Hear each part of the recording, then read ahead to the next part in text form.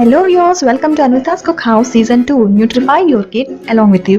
మనం ఎంతైతే nutritious food తీసుకుంటున్నామో మన పిల్లలకు కూడా అంతే న్యూట్రిషియస్ ఫుడ్ ఇవ్వాలి అని అనుకుంటారు ప్రతి ఒక్క పేరెంట్. సో ఈరోజు ఈ సీజన్లో మన స్పెషల్ రెసిపీ ఏంటంటే చికెన్ గీ రోస్ట్. ఎంతమంది పిల్లలైతే ఎంతో ఇష్టంగా చికెన్, మటన్, ఫిష్ అవి తింటూ ఉంటారు. కానీ కొంతమంది పిల్లలు చాలా విసిగిస్తూ ఉంటారు నాన్ వెజ్ అనేది తినడానికి. సో అలాంటి పిల్లల కోసం ఈరోజు మన స్పెషల్ రెసిపీ.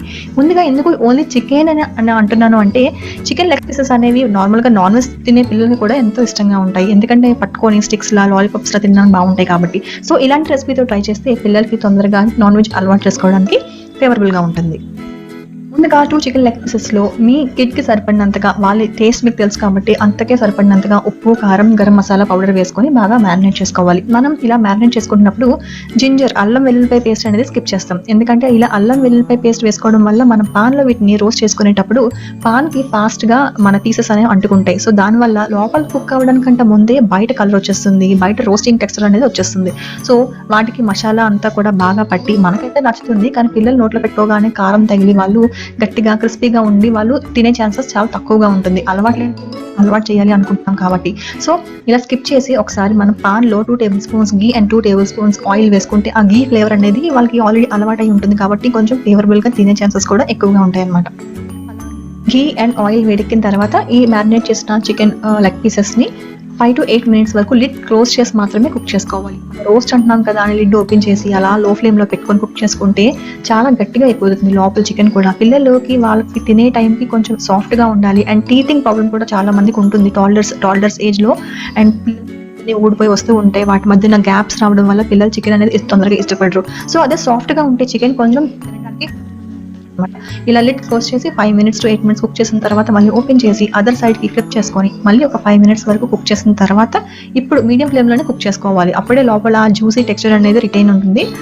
ఇప్పుడు మనకి లిడ్ ఓపెన్ చేసిన తర్వాత ఇంకొక 2 minutes మాత్రం లిడ్ పెట్టుకోకుండా ఫ్రై చేసుకోవాలి.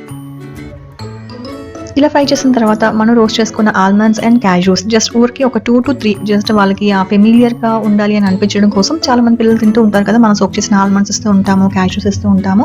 సో దానికోసం వాళ్ళ ప్లేట్ని ఫేవరబుల్గా యాక్సెప్ట్ చేయడం కోసం అని పైన ఈ రోస్టెడ్ క్యాష్యూస్ అండ్ ఆల్మండ్స్ వేయమంటున్నాను. సో అవి తీసుకొని జస్ట్ తింటున్నప్పుడైనా చికెన్ టచ్ చేస్తారు, పట్టుకుంటారు. ఇలా చేయడం వల్ల ఒక్కసారి చేస్తే తినేస్తారు అనేది చాలా ఛాన్సెస్ తక్కువ.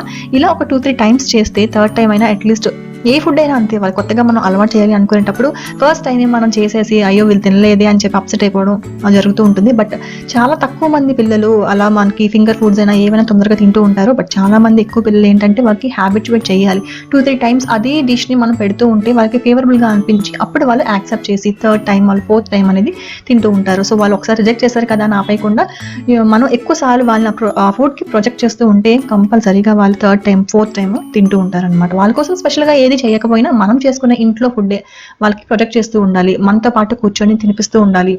సో ఇలా చేసి చూడండి ఒకసారి, మీ పిల్లలు కూడా గీ రోస్ట్ తినే ఛాన్సెస్ ఎక్కువగా ఉంటాయి అని నేను భావిస్తున్నాను. మళ్ళీ ఒక మంచి రెసిపీతో మీట్ అవుదాం. Thank you and bye bye.